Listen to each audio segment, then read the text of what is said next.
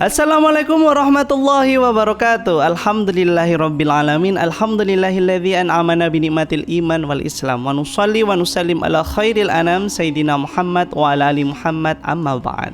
Sakit perut jangan ditahan karena banyak makan makaroni. Puji syukur kepada Tuhan kita bertemu di video ini. Nah, bagaimana kabarnya anak-anak hari ini? Pastinya sehat semua kan? Kita mau belajar apa ya? Nah, tujuan pembelajaran kita hari ini adalah tentang kisah keteladanan Abu Bakar As-Siddiq.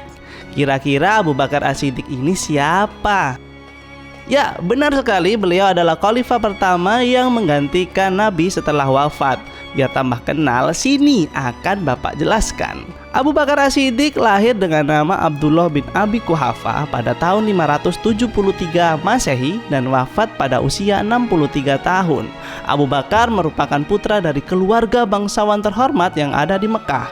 Ayahnya bernama Utsman bin Amir masuk Islam tepat pada peristiwa penaklukan kota Mekah atau Fathul Mekah. Pada usia ke-63 tahun, Abu Bakar As-Siddiq meninggal dunia karena sakit yang ia derita. Beliau dimakamkan di rumah putrinya Aisyah, tepat di dekat Masjid Nabawi. Abu Bakar disebut-sebut sebagai sosok yang selalu menemani Nabi Muhammad SAW sejak masuk Islam hingga wafat. Lalu bagaimana awal masuk Islam Abu Bakar As-Siddiq ini?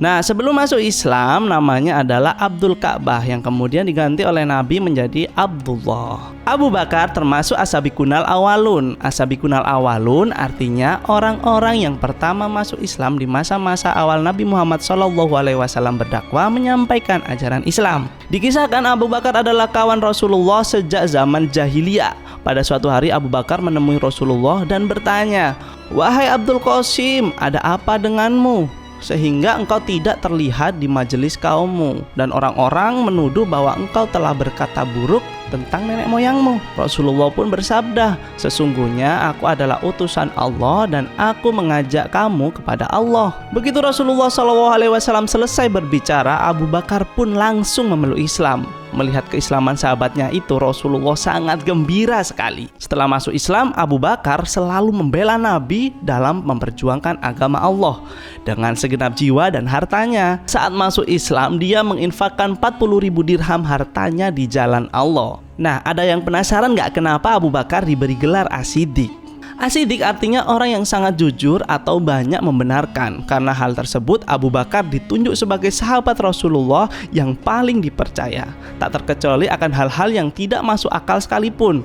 Ada sebuah kisah tepatnya setelah peristiwa Isra Mi'raj. Nah, pada saat itulah Abu Bakar muncul dengan gagah dan percaya diri membenarkan apa yang telah Rasulullah SAW sampaikan. Nah, sejak saat itu dirinya diberi julukan sebagai As-Siddiq. Nah, ada kisah lain nih yang sangat menarik ketika Abu Bakar diajak berhijrah oleh Nabi. Pada suatu hari Nabi mendatangi Abu Bakar dan mengajaknya untuk berhijrah. Dengan senang hati Abu Bakar menerima ajakan tersebut. Abu Bakar dan Rasul berangkat hijrah langsung menuju Madinah. Namun mereka beristirahat dan bersembunyi terlebih dahulu di Gua Thur selama 3 hari. Begitu masuk di Gua Thur, Abu Bakar langsung membersihkan gua terlebih dahulu dan ingin memastikan bahwa gua itu aman untuk tempat persembunyian, karena Abu Bakar takut ada sesuatu yang akan mencelakakan Rasulullah. Abu Bakar menutup lubang gua dengan bajunya, namun ada lubang yang tidak ditutup karena tempat bersembunyinya seekor ular. Karena kecintaannya kepada Rasulullah, Abu Bakar buru-buru menaruh kakinya untuk menutup lubang yang berada di Gua Thur dengan harapan agar Rasulullah tidak digigit ular. Dan benar, kaki Abu Bakar yang menutup lubang di antara sela bebatuan itu digigit oleh ular yang bersarang di dalamnya. Karena sakitnya, Abu Bakar meneteskan air mata dan jatuh ke wajah Rasulullah. Pada pagi harinya setelah fajar, Rasulullah melihat kaki Abu Bakar luka bengkak akibat gigitan ular. Lalu beliau mengusapkan dengan tangannya. Luka Abu Bakar pun berangsur sembuh. Lalu Rasulullah berdoa, "Ya Allah, jadikanlah derajat Abu Bakar seperti derajatku di surga nanti." Nah, sekarang apa ya yang bisa kita tiru dari sifat Abu Bakar ini? Pertama, kesetiaan dan kecintaan kepada Rasulullah. Abu Bakar adalah salah satu sahabat Nabi yang sangat setia. Kedua, yaitu ketulusan dan keteguhan dalam berdakwah. Abu Bakar tidak hanya menerima Islam dengan tulus, tapi juga berjuang keras dalam menyebarkan pesan-pesan Islam.